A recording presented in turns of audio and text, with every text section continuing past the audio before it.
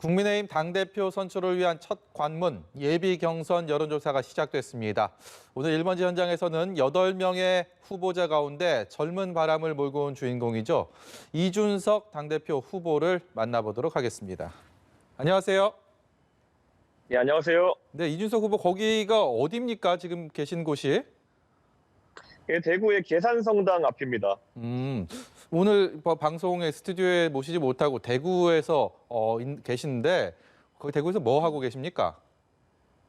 사실 제가 대구 지역민들과 많이 소통하고 또 우리 당의 개혁을 위해서는 그 당의 당원들이 가장 많은 이 TK 지역에서 인정을 받아야 되는 것이기 때문에 저는 이번에 제가 전당대회에서 아주 제가 제시하는 노선이 꼭 주류가 될 수 있도록 하기 위해서 보수의 본산이라 할 수 있는 곳에서 지금 열심히 다니고 있습니다. 대구 다녀보니까 분위기는 좀 어떻습니까? 대구에서도 이준석 후보에게 주는 눈길 이런 것들이 좀 남다릅니까? 어떻습니까? 대구의 이제 당원이나 시민분들은요, 정권 교체에 대한 열망이 굉장히 강합니다. 그리고 그러기 위해서 사실 지난 몇 년 동안 자유한국당 시절에 했던 그런 노선보다는 이번에 오세훈 시장의 서울시장 선거에서 보여줬던 젊은 세대와의 결합이라는 것이 굉장히 효율적이고 미래지향적인 노선이라는 것을 잘 알고 계신 것 같습니다. 그래서 저에게 기대에 섞인 발언들을 많이 하십니다. 당대표 되겠다고 전당대회 출마 선언한 것도 다소 의외였는데 정작 레이스를 하다 보니까 여론조사 결과를 보면 가장 주목받고 있는 지금의 상황은 그보다 더 의외인 것 같습니다. 본인은 좀 어느 정도 예상을 하셨습니까? 저는 제가 기본적으로 지금까지 당의 개혁에 대해서 이야기했던 것들이 상당한 국민들의 지지를 받을 수 있다라고 자신했고요. 그렇기 때문에 이번 전당대회에 뛰어들었습니다. 하지만 저도 초반부터 이렇게 레이스를 주도하게 될 것이라는 생각을 하지 못했고요. 예. 또 하나 예상하지 못한 것은 제가 여론조사 수치가 잘 나온다고 해가지고 이렇게 주변에서 견제가 많이 들어오고 저에 대한 마타도가 심할 줄은 몰랐습니다. 예. 그 견제가 말씀하신 것처럼 국민의힘 내부에서 경쟁을 펼치고 있는 후보들 뿐만 아니라 여당에서도 그리고 현재 무소속 홍준표 의원도 마찬가지고 이곳저곳에서 이런 견제들이 들어오는데 이준석 후보는 어떤 기분이세요? 이게 참 이례적이죠. 제가 말하는 것들이 국민들에게는 상당한 지지를 받고 있고 반대로 제가 말하는 것들에 대해 가지고 저희 중진들이나 이런 분들은 상당히 거부감을 느끼고 있고 제가 민심의 편에 서 있다는 걸 확실히 느끼기 때문에요. 이 노선을 꾸준히 가져가도록 하겠습니다. 30대 젊은 나이긴 하지만요. 그래도 정치권에 깜짝 등장한 새 얼굴은 아니지 않습니까? 그런데도 불구하고 돌풍 수준의 주목을 받고 있는 현재 이유, 스스로는 어떤 이유라고 생각하십니까? 저는 제가 지금까지 다른 어떤 위험 회피형 정치인들과는 다르게 사회 사안들에 대해 가지고 제 입장을 명확히 밝히는 스타일이었다 이렇게 보는데요. 저는 이제 그런 어떤 자기 뜻을 숨기고 최대한 위험을 회피하려고 하는 스타일의 정치가 국민들의 문제를 해소할 수 없다는 것을 국민들이 잘 알고 계시다 이렇게 봅니다. 그래서 저는 앞으로도 제가 당대표가 되어서도 우리 사회에 꼭 필요한 문제들을 회피하지 않고 다룰 것이고요. 그 과정에 있어가지고 국민들의 문제를 실질적으로 해소할 수 있는 그런 정당 정치를 하겠습니다. 7명의 경쟁자 중에서요. 나이가 가장 젊은 것은 물론이고 그 외에 본인이 다른 7명의 경쟁자와 비교해서 차별화되는 가장 결정적인 것은 무엇이라고 생각하십니까? 제가 방금 말씀드린 것처럼 논쟁적이고요. 제가 이번에 출마 선언하면서도 그랬고 어제 비전 토론에서도 비겁하지 말자라는 이야기를 했습니다. 지금까지 정치인들이 봤을 때는 여러 사회 문제나 당내 문제들에 대해 가지고 아이고 이거 좋은 게 좋은 거지 하고 넘어가거나 아니면은 우리가 남이가 이런 식으로 넘어가는 경우가 더러 있었는데요. 예. 저는 그렇게 이불 밑에다가 이제 어질러 놓고 덮어놓는 그런 상황 속에서 국민들의 갈증을 해소되지 않을 것이다. 그래서 좀 더 적극적으로 임하는 자세가 저는 다른 후보들에 비해서 좋은 평가를 받고 있다 이런 생각을 합니다. 경선 레이스 초반에는요. 당연히 영남 대 비영남의 구도가 형성되겠거니 이것이 언론도 그렇고요. 대중들이 보는 일반적인 시선이었는데 정작 뚜껑을 열고 레이스가 진행되다 보니까 그것은 어디 갔고 지금은 신구 대결 양상으로 이게 확고히 자리매김하는 그런 분위기입니다. 이 상황은 어떻게 보고 계십니까? 그래서 제가 농담처럼 항상 저희 전당대회에 나오신 다른 후보분들은 저한테 10만 원씩 걷어 주셔야 된다 이렇게 얘기하는 것이 예.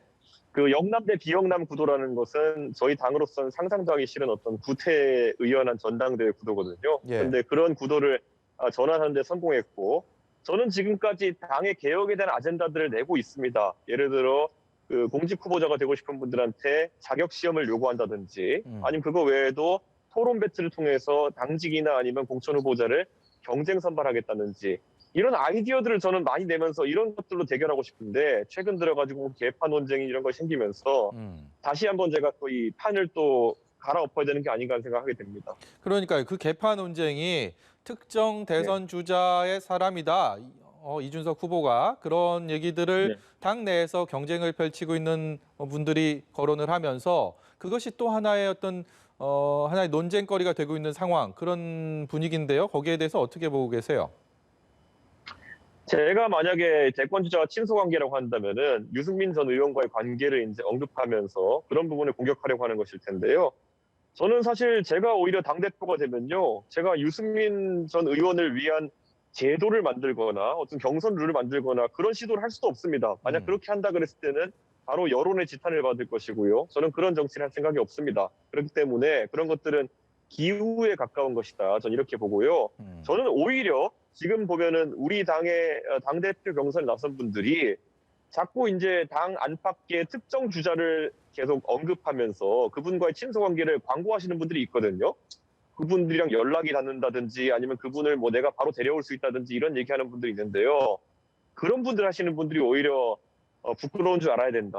그게 뭡니까? 전당대회라 그러면 당의 개혁 노선이라든지 이런 것들을 당원들에게 선보여야 되는 그런 선거인데, 내가 되면 누굴 데려올 수 있고 내가 안 되면 누굴 데려올 수 없고, 이런 거야말로 전형적인 아무도 검증할 수 없는 구태의연한 선거 방식입니다. 예, 그 얘기 하셔갖고 두 가지를 좀 차례로 여쭤봐야 될 것 같은데, 네.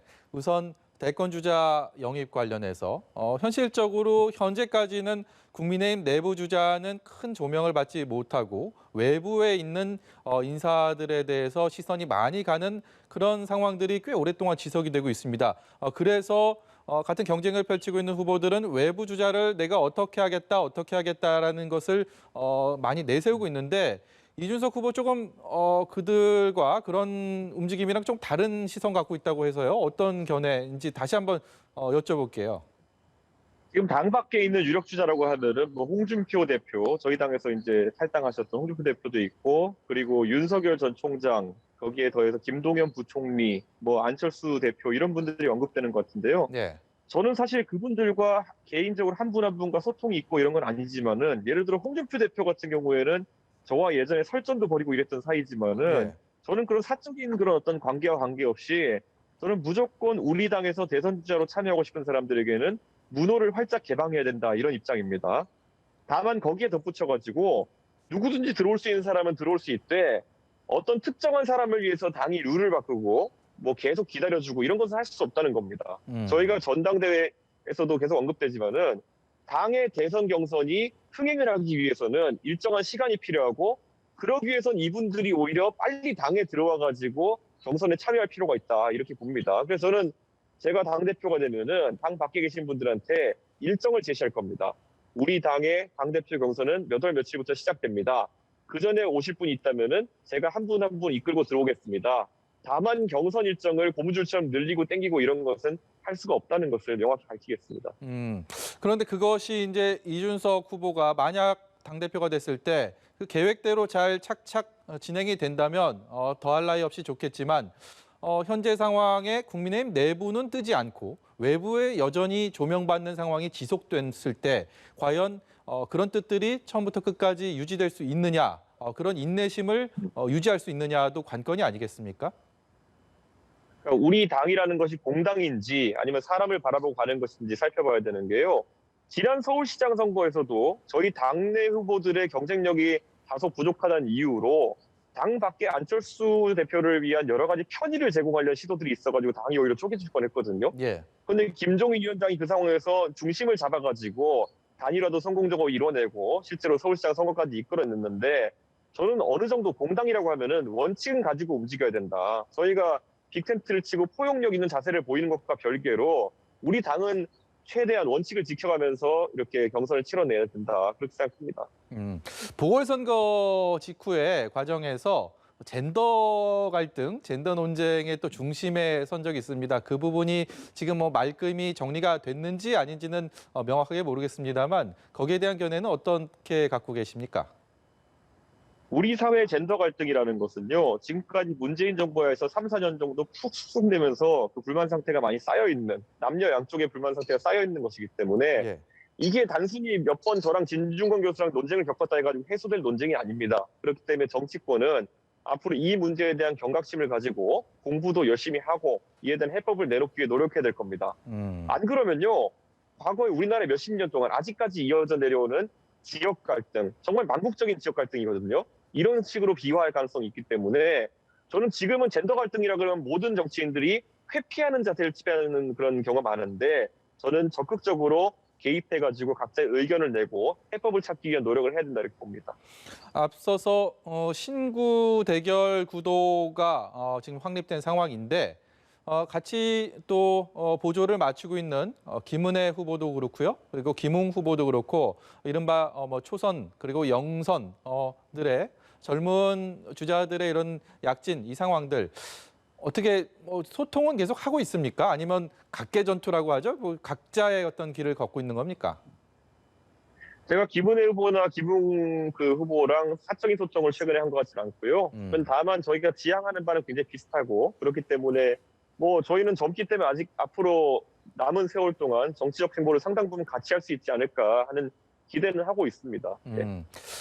예친이계에서 오늘 그런 얘기 나왔습니다. 특정 후보를 하겠다라는 그런 문건이 발견됐다고 해서 그게 또 파장을 불러오고 있는데 소식 들으셨죠?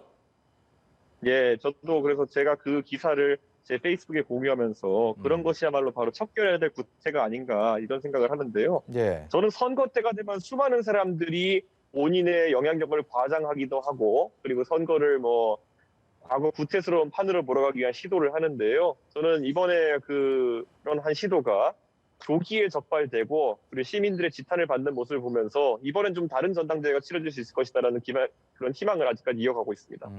좀 이례적으로 상대당의 전당대회에 대해서 이런저런 얘기들이 나옵니다. 민주당에서 이준석 후보의 돌풍, 현재 그런 움직임에 대해서 부럽다, 무섭다 이런 평가들 나오고 있는데요. 이런 평가들 들었을 땐 어떤 기분이 듭니까? 저는 적어도 그 부분에 있어서는 우리 당의 문화, 그러니까 적어도 젊은 사람들이 이야기했을 때 그 입을 가로막고 뭐 문자폭탄을 날리고 이런 문화가 없는 것에 진짜 무한하게 감사드리고요. 저희 당원들이나 아니면 저희 중진 선배들도 그 부분에 있어서는 상당히 성숙한 당 문화를 구축해 주셨다. 그 기반 위에 제가 지금 서 있는 것이다. 이렇게 생각하고요. 예. 제가 당대표가 되면은 이런 문화를 더 확장하겠습니다. 누구나 저보다 더 젊은 사람도 있고 저보다 정치 경험이 더 약한 사람도 있다 하더라도 당의 의견을 내고 그 과정에서 그 의견이 합리적으로 소통될 수 있도록 체계를 만들어내겠습니다. 마지막으로요. 1년 전에 총선에서 참패를 했을 때 저희 프로그램에 출연을 해서 스스로를 좀비 최고위원이다 이런 평가를 하셨습니다. 그렇게 자평을 했는데 이준석 후보가 만일 당대표가 된다면 이것만큼은 내가 확실히 약속하겠다. 마지막 다짐, 각오 듣도록 하겠습니다. 저는 지금까지 정당이 한 대한민국 건국 이래로 그 운영되는 양식이나 아니면은 후보자를 결정하는 방식 이런 것들이 많이 변하지 않았다. 그래서 국민들이 등을 돌리고 있다를 생각하는데요. 제가 공약한 것처럼 정당에 있는 사람들이 제대로 평가를 받고 제대로 경쟁하고 제대로 교육받고 국민을 위해 일할 수 있도록 바꿔내도록 하겠습니다. 지금 노량진에 있는 구급 공무원을 공부하는 청년들만큼 당에 있는 사람들이 공부하고 국민을 위해서 노력할 수 있도록 제가 바꿔내겠습니다. 네, 여기까지 듣도록 하겠습니다. 지금까지 국민의힘 이준석 당대표 후보였습니다. 고맙습니다. 예, 감사합니다.